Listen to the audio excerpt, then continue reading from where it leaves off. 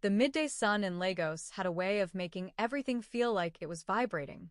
The air shimmered above the hot asphalt, the metallic roofs of the market stalls radiated heat, and the thick smell of roasted corn, fried plantain, and exhaust fumes swirled together in an unending dance. The city never stopped. Even on the days it should have slowed down, like today when the sky hinted at rain, Lagos kept moving, Danfo buses honking with impatience, Okada riders weaving through impossible gaps, traders calling out prices that seemed to change by the minute. Somewhere between the noise and the movement sat a young man named David. He was perched on a wooden stool barely high enough to keep his knees from touching the dusty ground. In his hands rested an old wooden guitar, the kind whose strings had been replaced so many times that they each seemed to carry their own history. The paint on its body was chipped, the fretboard smooth from years of playing, and there was a hairline crack near the base that David had repaired with candle wax and glue. The guitar wasn't just an instrument. It was his inheritance. David's head tilted slightly as his fingers picked out a melody, the sound cutting through the chaos like a whispered secret. The notes weren't loud, they didn't have to be. The music had a way of finding ears that wanted to hear it. "David, play that one you played yesterday," a market woman called from behind her stall of red tomatoes and green peppers. David smiled faintly, without looking up. The smile didn't quite reach his eyes. "I'll play it after this one, Mama Ruth," he said, his voice soft but clear. He played on, the rhythm steady, each note carrying weight, like he was telling a story only the attentive could understand. People walked by, some slowing down to listen for a moment, others dropping a few naira notes into the rusty metal tin at his feet. A boy of about 10 stopped and watched him play, wide-eyed, as though seeing a magician.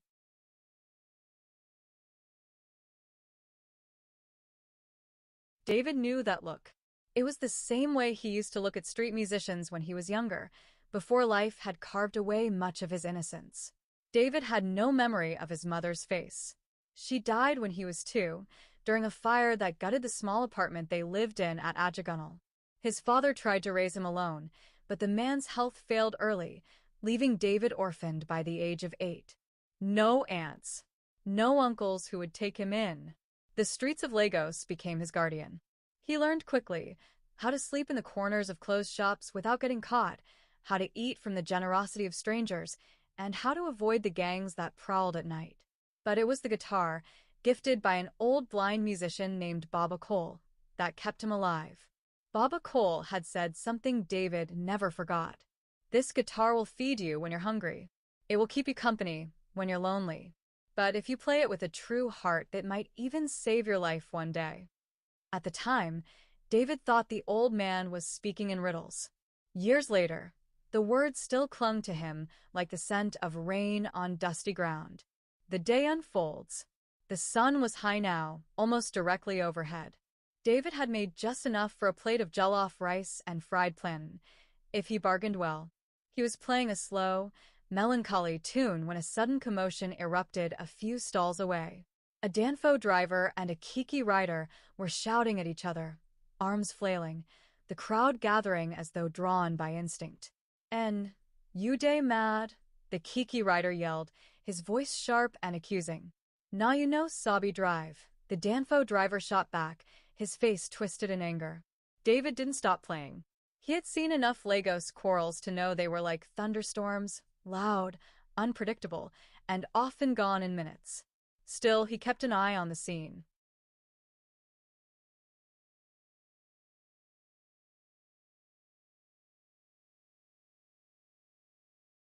A sudden gust of wind swept through, carrying with it the metallic smell of rain. David tilted his head. Lagos rain wasn't polite. When it came like a floodgate opening. He adjusted his stool closer to the shade of a nearby kiosk, still plucking at his guitar. That was when he noticed her. She was walking slowly along the side of the busy road, dressed simply in a long blue gown and flat black shoes. Her hair was tied back neatly, and she carried a brown leather bag that looked too heavy for her slender frame. She moved like someone unfamiliar with Lagos traffic, cautious, yet determined. David didn't know why he kept watching her. Something about the way she glanced around, as though searching for something but not wanting to ask, caught his attention. Then it happened. She had just stepped off the curb when her knees buckled. At first, David thought she had tripped, but then her body folded in on itself, her bag slipping from her hand and hitting the ground with a dull thud. It was as if the world slowed for a heartbeat. The traffic, the shouting, the music. Then came the honk. A Danfo bus was bearing down on her, its brakes squealing, the driver cursing loudly. People gasped, some froze, others screamed. David's guitar hit the stool as he leapt to his feet. He didn't think, his body just moved. One moment he was on the sidewalk, the next he was in the road, weaving between a moving Okada and a taxi, the hot air from their engines blasting against his skin. The woman lay still, her head dangerously close to the Danfo's tires. David's hands found her shoulders, yanking her backwards with every ounce of strength he had. The bus screeched past, missing them by inches. They both hit the ground on the other side of the curb, David's chest heaving, the woman limp in his arms. Jesus! See, as she just faint, someone shouted. A crowd was forming. Voices overlapped. Who she be? Nah, accident she get? Call ambulance.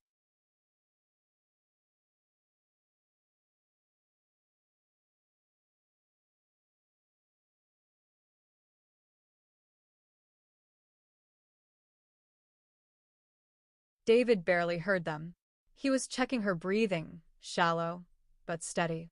A bead of sweat ran down his temple, though he couldn't tell if it was from the sun or the adrenaline. Her eyes fluttered open briefly, unfocused, then closed again. The heat wrapped around David like a heavy blanket. His shirt clung to his back, his chest rising and falling as he held the stranger. Make space. Give him air, someone in the crowd shouted. David looked up to see Mama Ruth pushing her way forward, her thick arms moving people aside like they were sacks of cassava. She knelt beside him, eyes wide with concern. David, what happened? She asked. She just collapsed, David replied, his voice trembling. Mama Ruth took one look at the woman's pale, sweat-slick face and pressed the back of her hand to the woman's forehead. Too hot, maybe no chop since morning, she muttered. The crowd murmured with speculation. If it be low blood pressure. Maybe no malaria. She get money for bag? David shot a glare at the last speaker. Lagos crowds could be a mix of compassion and opportunism. He wasn't about to let anyone pick the woman's bag. A stranger's breath. He adjusted her head to the side, recalling what Baba Cole had once taught him about fainting victims. She stirred slightly, lips parting as though she wanted to speak, but no words came out. From somewhere in the crowd, a man appeared with a small sachet of water. David tore it open with his teeth and gently pressed it to her lips. Small, he whispered, tilting it so a trickle touched her tongue. Her eyelashes fluttered, and for a second, her gaze met his. It was brief, a spark of recognition that meant nothing yet, and then her eyes rolled shut again. David's heart thumped harder than it had when the bus nearly hit them. Something about that look, it was almost as if she was trying to remember him. Make Una carry her enter shade, Mama Ruth ordered.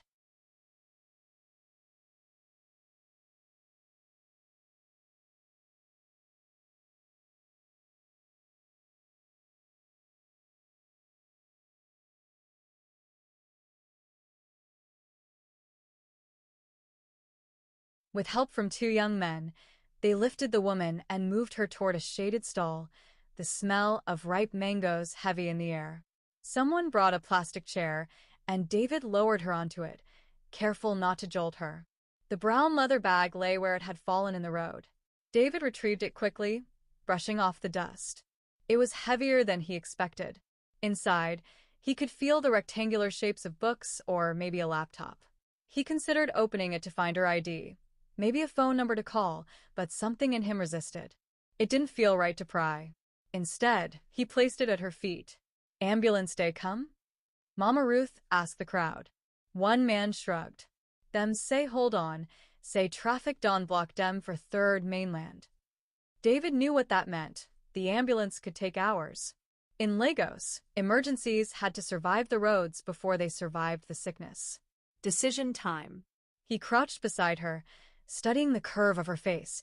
The way her breathing seemed a little easier now. But she was still far from okay. I fit carry her go clinic, David offered. Know which money you get for clinic? A voice scoffed. David ignored them. Money or no money, he couldn't just leave her here for the heat to finish the job. Mama Ruth gave him a long look. David, if you want go, carry her. No, leave her halfway. I no go leave her, he promised. The journey. With help, David got her to her feet, slinging her arm over his shoulder. She was lighter than he expected, too light, as though she hadn't eaten in days. The sun beat down harder as they stepped into the road. Traffic surged around them. Danfo drivers shouted insults at each other. Music blared from roadside speakers, and the smell of fried akra drifted from a nearby stall. David focused on keeping her upright, one step at a time.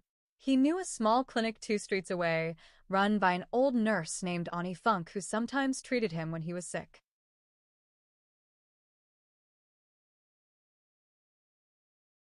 By the time they reached the clinic, David's back ached from supporting her weight. He pushed open the creaky wooden door with his shoulder. Ani Funk looked up from her desk, adjusting her glasses. David? Who be this? She faint for road, he explained quickly. The nurse wasted no time. Bring her inside. They laid her on a narrow bed. Auntie Funk checked her pulse, her eyes narrowing. Dehydration, exhaustion, maybe stress. I go put drip for Am. David stood back as the nurse moved with practiced speed. The cool air inside the clinic was a relief from the street heat, but his heart was still racing. He sat in the corner, watching as the clear liquid from the drip slid down into her veins. Her face looked calmer now, her breathing steadier. Auntie Funk glanced at him. You be family? David hesitated. No. I just saw her fall. The nurse studied him for a moment, then nodded. Not good thing you do. Some people go just walk past. He didn't respond. His fingers itched to reach for his guitar, but it was still back at the market, leaning against Mama Ruth's stall. He hoped nobody had touched it. An hour passed before she stirred again. This time, her eyes opened fully, scanning the room with slow confusion. David leaned forward. You day okay? Her lips parted. Where am I? Clinic. You faint for road. She blinked at him, studying his face. You pulled me? He nodded. Yes. There was a long pause, as though she wanted to say more, but didn't have the strength. Her hand shifted slightly, reaching toward her bag. David placed it gently in her lap. Her fingers curled around it protectively. Thank you, she whispered, before her eyes slid shut again. David exhaled, a strange tightness in his chest. He didn't even know her name, but something told him this was not the last time their paths would cross. And somewhere deep inside, those old words from Baba Cole floated back to him.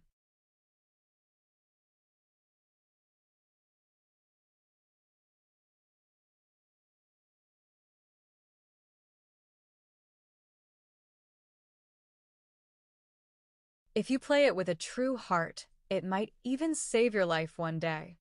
David didn't yet understand why those words echoed now, in this quiet clinic room, but he would. The quiet hum of the clinic's old ceiling fan was the only sound for several minutes. David leaned back in his chair, his legs stretched out, eyes fixed on the woman. He'd brought strangers to the clinic before, mostly accident victims, but this one felt different. He didn't know why. Maybe it was because she hadn't looked at him with fear or suspicion when she woke, the way most well-dressed people did when a street boy got too close. Or maybe it was the way her voice, faint as it was, had a calm steadiness, like a river hidden beneath thick weeds. Mama Ruth's visit. The door creaked open. Mama Ruth stepped inside, carrying a small plastic bag of food. I no say you no go chop since, she said, setting it on the chair beside him. David managed a small smile. Thank you. She glanced toward the bed. She day better? David nodded. She talk small. She even thank me. Mama Ruth grunted approvingly. E good. But make you no put too much hope. Some people, after you help them, dem no go even remember your name. David didn't reply. Mama Ruth had a way of speaking truths wrapped in thorns. "A beg, come market tomorrow," she added. "Your guitar's still day my stall. I no gree make anybody touch him." Relief washed over him. "Thank you." Shadows of memory. After Mama Ruth left, David's thoughts drifted. He thought about his father, who used to hum songs in the kitchen before his cough got too bad. He thought about the nights he'd slept under bridges, his guitar hugged to his chest like a shield. Most of all, he thought about that dream, the one he'd carried since the day Baba Cole taught him his first chord. One day, he would record a song. Just one. Not for money, not for fame, but so that somewhere in the world, his voice would live beyond him. The woman speaks again. "Water."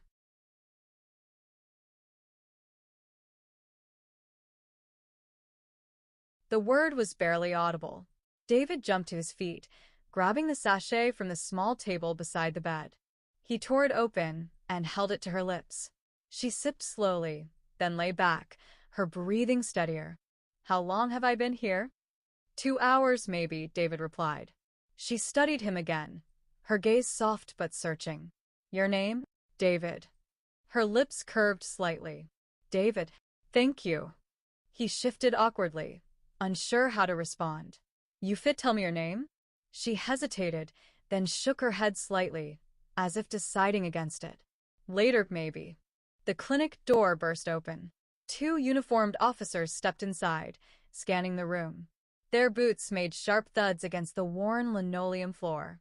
David's stomach tightened. Lagos police were unpredictable, sometimes helpful, sometimes dangerous, often both at once. "Not here?" one asked Donnie Funk. "Yes," she replied. "She day inside." The officers approached the bed. "Madam, are you okay?" The woman's eyes flickered with something David couldn't read. Not quite fear, not quite relief. "I'm fine," she said softly. The taller officer nodded. "People for road talk say one boy carry you come here." "Na you?" he asked, turning to David. "Yes," David said, his voice even. "Good," the officer said. "But you no suppose run into traffic like that. You fit die." David shrugged. "Better me than her." The shorter officer smirked. "You get big mouth." The woman's voice cut in, firm despite her weakness. "He saved my life. If you're here to question him, you can leave." The officers exchanged a look. The taller one nodded. Okay, madam. "We just check say you day safe." They left as quickly as they came, leaving behind the faint scent of dust and sweat. The farewell for now. By late afternoon, the drip bag hung empty. The woman sat up slowly, her hands gripping the edge of the bed. "I have to go," she said quietly. David frowned. "You sure you fit Waka?"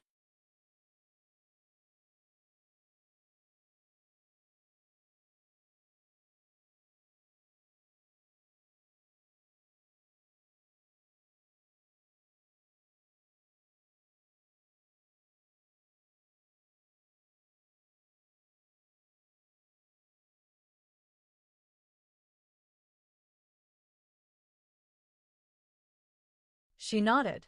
Yes. I "I have things to do." He wanted to ask where she was going, if she had family in Lagos, if she needed someone to walk with her. But before he could, she stood, adjusted the strap of her bag, and looked him in the eyes. "I won't forget you, David." Then she was gone, out the door, into the street, swallowed by the endless movement of Lagos. David returned to the market as the sun dipped low, painting the sky in streaks of orange and pink. Mama Ruth handed him his guitar. "You see? Still safe." He strummed a few chords, the sound warm and familiar. But his mind wasn't on the music. He kept seeing her face, pale in the heat, eyes unfocused, then sharp when she told the police to leave him alone. Something about her was unfinished business. That night, as David played near the edge of the market, the wind shifted. The smell of rain thickened, and the first drops began to fall. The market scattered, traders covering goods, buses honking as they sped off, children squealing as they ran for cover. David sat under a makeshift shelter, his guitar resting across his knees. The rain pounded the corrugated metal above, drowning out all other sounds. It was in that rain, alone, that he made himself a quiet promise. If fate had brought her into his life once, it could do it again. And when it did, he would be ready, not just with music, but with the courage to ask the questions he hadn't dared today. Across town, in the back seat of a dark SUV, the woman sat with her hands clasped tightly around her bag. The city lights flickered across her face. A voice from the front seat asked, "Madam, did anyone recognize you?" She shook her head slowly. "No, but one boy, David, saved me. I owe him more than I can say." The driver glanced at her in the mirror. "Should we find him?" Her answer was almost a whisper, lost under the hum of the rain. "Not yet."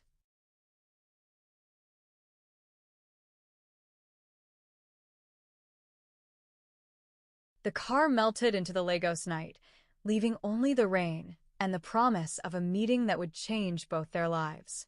The air in the room seemed to thicken as the last echo of the woman's words faded into silence. Somewhere outside, the wind shifted, carrying with it the far-off sound of a dog barking, a sound that should have been ordinary but instead felt like an omen.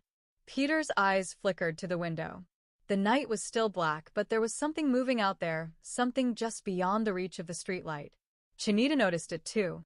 He leaned forward slightly, his voice low and tense. "Peter, don't move too quickly.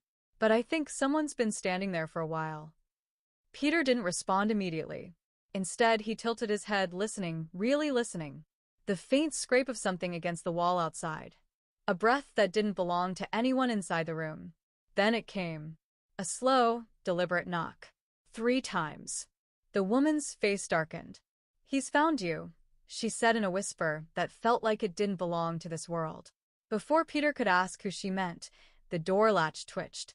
Once. Twice. Then it began to turn, though no hand was visible. Chinita sprang to his feet. "Oh boy, this no be play again." But before he could finish, the lights flickered. The generator's hum faltered.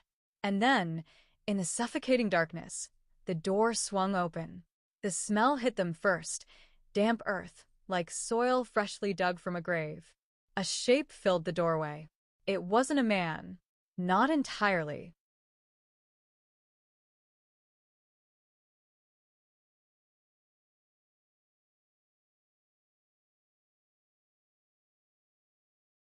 The cockcrow that morning sounded like a warning, not a greeting. It came sharp and insistent, slicing through the quiet that had settled over the compound after the long night. Peter Billions lay awake in his king-sized bed, staring at the ornate ceiling plastered with gold leaf designs. His eyes traced the curves and edges absently, but his mind was far from rest. The air in his bedroom was thick, not hot, not cold, but heavy, like something invisible was pressing on him. Outside, the faint hum of Lagos was already rising. The distant wail of a danfo horn, the call of a street hawker selling a jeej bread, fresh bread, oh, and the rhythmic clatter of a neighbor's gate being locked. Peter rolled over, his silk duvet slipping off his bare chest, revealing the tattoo of a coiled serpent that began at his shoulder and curled down to his ribs. He didn't remember when exactly he got it. The day was a blur of alcohol, women, and something more sinister. But every time he looked at it, his heart skipped, not in fear, but in the recognition of a pact he could never break. From the open balcony doors, the early morning sunlight spilled in, catching the edges of the glass bottles on his bar shelf. Each one was imported, expensive, the kind of liquor you didn't drink to get drunk, but to be seen drinking. A knock came at his door. 3 slow raps, a pause, then 2 quick ones. That rhythm was a code, not for friends, not for family, but for people who belonged to his other world. He sat up. "Come in," he said, his voice low but steady. The door opened and Tony, his right-hand man, stepped in. He was dressed in a clean white kaftan, but the dark glasses over his eyes made him look more like a bodyguard than a friend. He shut the door behind him and didn't move closer until Peter motioned him forward. "Boss," Tony began, "we have a problem." Peter narrowed his eyes. "Which kind?"